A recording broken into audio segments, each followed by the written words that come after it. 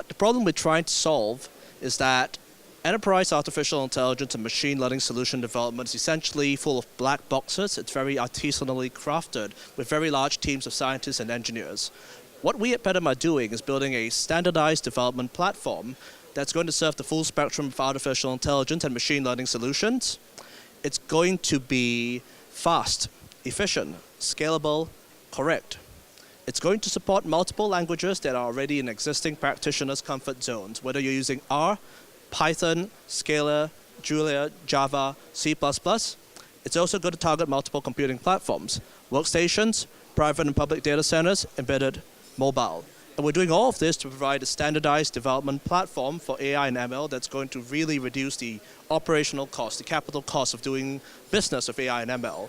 And together with our clients and developers, we are actually exploring solutions in the space of autonomous piloting, medical decision making, risk management, anomaly detection, and beyond. Awesome. And what would you say gives Petuum a competitive edge? Very nice.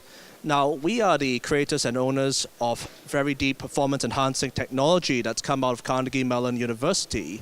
Right? Our technology is such that we've owned and created things like parameter servers, computational resource schedulers, network communication managers, that when you add up all these innovations, all of these could be patents on their own, and they're all public domain research we've been doing over the years. These technologies basically give our product today, our beta product today, a performance advantage that's anywhere between 10 to even 200 times faster than public open source, such as Spark, such as TensorFlow. Excellent. What would you say is unique about Petuum? Right. So I think what's really interesting about our team is that we're a group of deep technologists, the best professors and students from PhD students from Carnegie Mellon University. And we've had combined decades of research in artificial intelligence, machine learning, algorithms, solutions, models, and even systems, right? All of that spans literally 20, 30 years of this kind of research. And we recruit directly from Carnegie Mellon, and we also have demonstrated all of this through our public research record. It's in our open source record. We've been doing open source projects for many years now. We've been getting best paper awards, best thesis awards for many years now. And now what we want to do is take all of that and produce an actual enterprise-grade platform, take all of this together, solve the grand problem of standardizing AI and ML development. Excellent. And my final question is, why does your company have such great growth potential? So as I mentioned earlier, most of enterprise AI and ML solution creation is basically this brittle black box artisanally crafted. So when a team at a big, say a Fortune 500, a Global 1000 company needs to make an artificial intelligence and machine learning solution, the first thing they've got to do is to handle the heterogeneous data sources. You write code specifically to deal with each data source.